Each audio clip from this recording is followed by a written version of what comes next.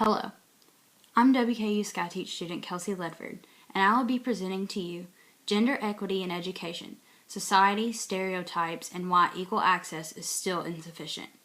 This presentation will address the role of gender equity in the classroom, what has been and is currently being done to promote gender equity in education, and most importantly, the challenges that still exist. Passage of the Title IX Anti-Discrimination in Education Law in 1972 created a mandate for equal access to educational opportunities, and since then, there have been numerous programmatic changes in our nation's schools designed to ensure priority for girls' education and to enhance gender equity in general. Title IX also brought significant attention to not only opportunities, but inequalities in the treatment and experiences of boys and girls in primary and secondary educational settings. As a result, significant growth in girls' participation and achievement in math, science, and sports have since been observed, alongside a new emphasis on boys' development and achievement in the arts. While Title IX may have brought more attention to gender inequities in education and encouraged more equitable practices, it is important to note that these applications should be more accurately described as gender parities. Gender parities can be defined as the right to education, as opposed to gender equity, which can be more precisely identified as rights through education.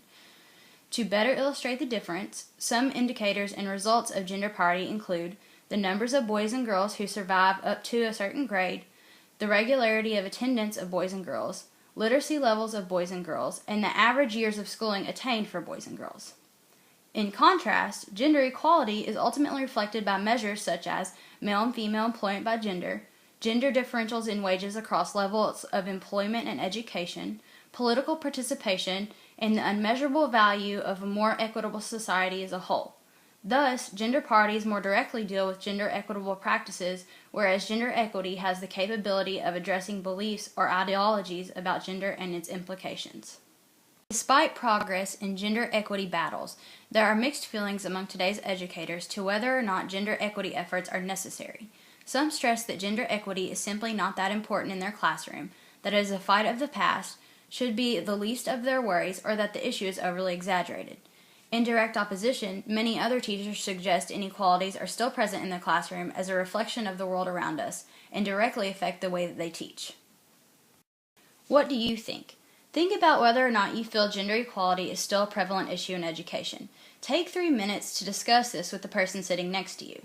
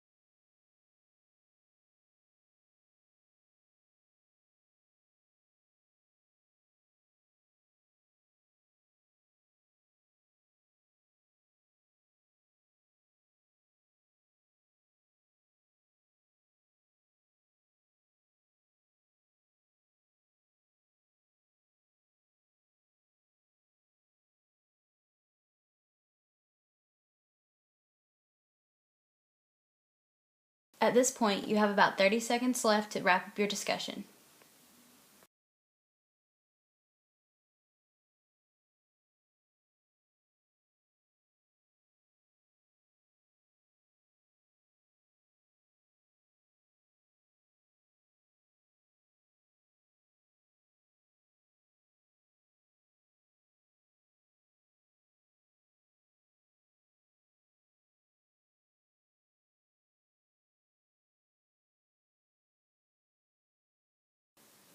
Despite our views on the existence of the issue of gender equity, one thing is certain. Gender equitable practices and gender ideologies have a direct impact on the academic outcomes and psychological health of students. According to a recent study published in the Teachers College Record, accounts of student behavior relating to gender reveal girls in a middle school classroom were observed to be much less vocal, to work quietly and independently in small same-sex groups, and to take charge of co-ed activities. In contrast, boys consistently tended to be more vocal, demand more teacher attention, and attention from the girls. Teachers responded by spending more time with boys while students were working independently and in small groups. In individual interviews, both boys and girls thought that the greater amount of time teachers spent with the male students was fair because the boys need more attention by virtue of being boys. Their responses reflect popular gender ideologies in education. Some common characteristics described in classrooms include boys who are aggressive, unemotional, loud, messy, athletic, and math and science oriented. Girls tend to be submissive, emotional, quiet, neat, clean, and arts oriented. Why did the study show these results? And more importantly, why did the students possess such reasoning for behaviors by the students and the teacher? Let's take a look at some common gender ideologies. We are surrounded with images on a daily basis that promote rigid gender roles and stereotypes. For each of the images that follow, first write down on a blank sheet of paper what you believe the encouraged stereotype is.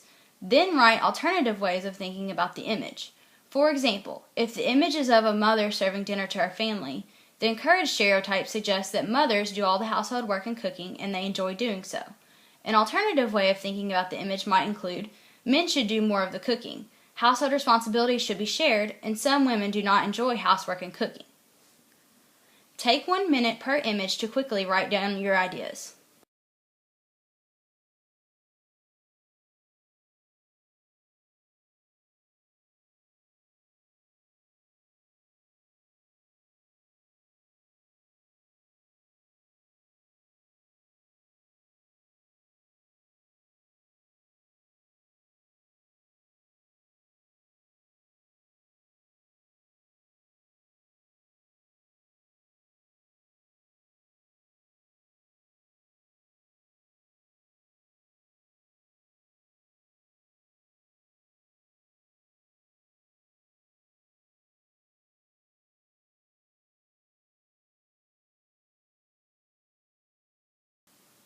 Image 1.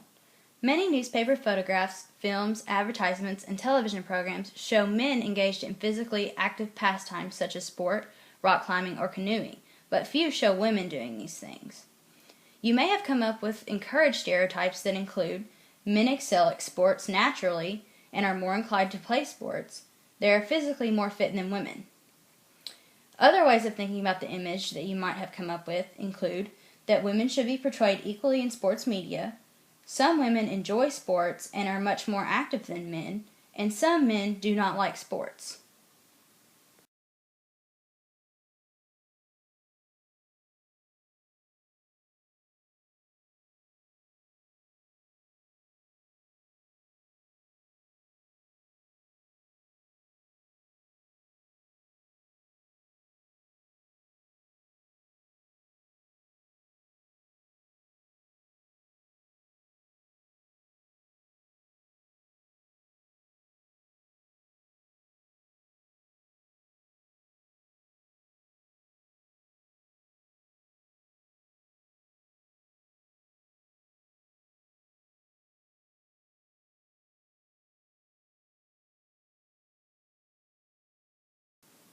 Image 2. Many magazine photographs and advertisements show teenage girls grooming themselves, such as putting on makeup, brushing their hair, and generally worrying about their appearance, but few show teenage boys doing these things. Some possible encouraged stereotypes that you may have come up with include that women should look feminine and wear makeup, or that they are concerned about their appearance, whereas men are not.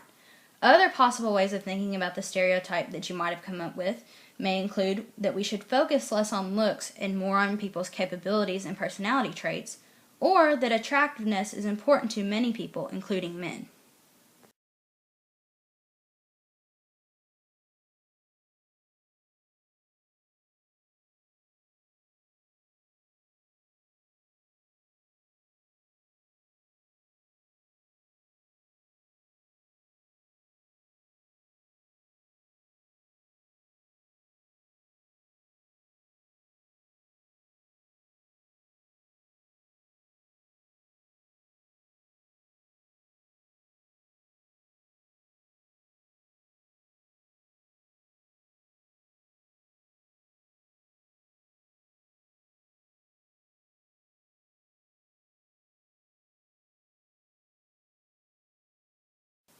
Image 3.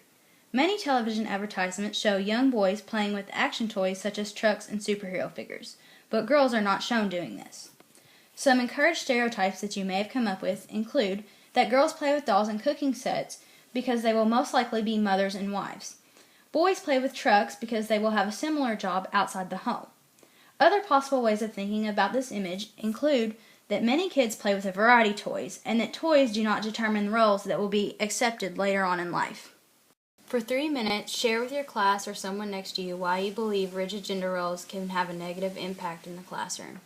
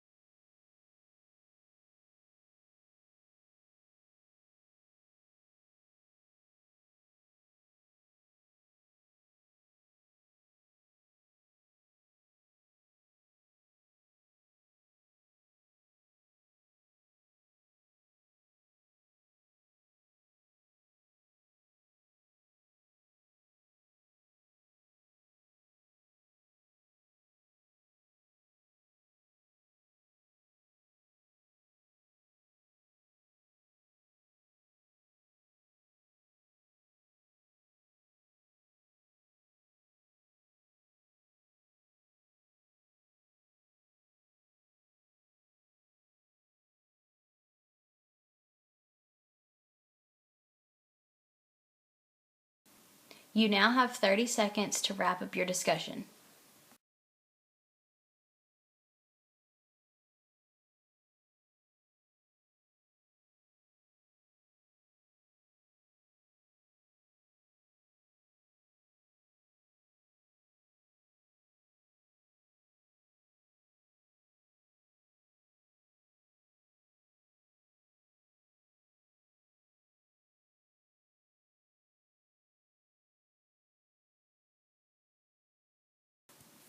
Now that we see how prevalent gender stereotypes can be in society, we can begin to understand how they affect education.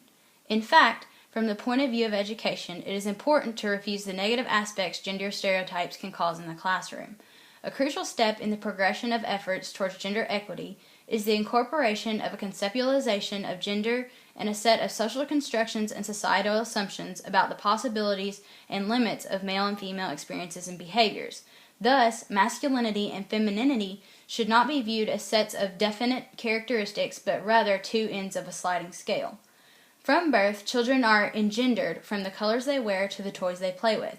Gender roles are enforced at a very young age. Therefore, these ideologies or beliefs, like many other areas of diversity, are deeply rooted in societal institutions such as education and use dissimilarities as a justification for inequality. Although measurable efforts have been implemented through curriculum and school policies, there is a constant avoidance, whether conscious or unconscious, of the more complex issues, such as modifying the types of knowledge transmitted and including new versions of a more gender egalitarian society. That is, the role of sociological gender ideologies has received little attention in education and schools, and students, although provided with equal access and equitable practices, are not reinforced with the beliefs behind such practices. Changing this issue poses a challenging task, since ideology by nature is very difficult to change and can take a lifetime or generations to alter. However, this challenge is not impossible. Teachers must help their students identify where and why it exists. Achieving substantive gender equality in education entails tackling gender ideologies that constrain enjoyment of the full array of positive freedoms that are valued in a rights and capabilities approach. Therefore, to promote more egalitarian ideologies in the classroom, parents and teachers must work together.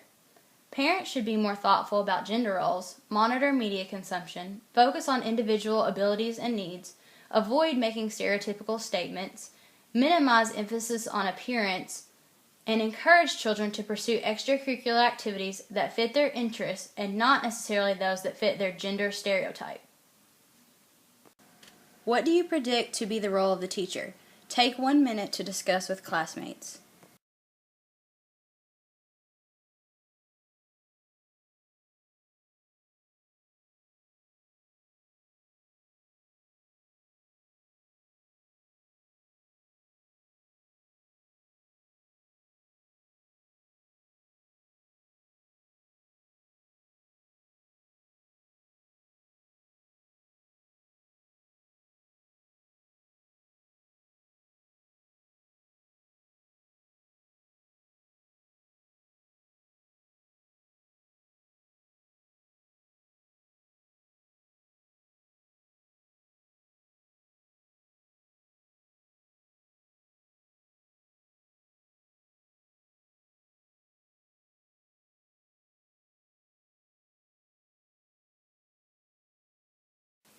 In order to promote gender equality, teachers should encourage class participation and provide wait time for all students.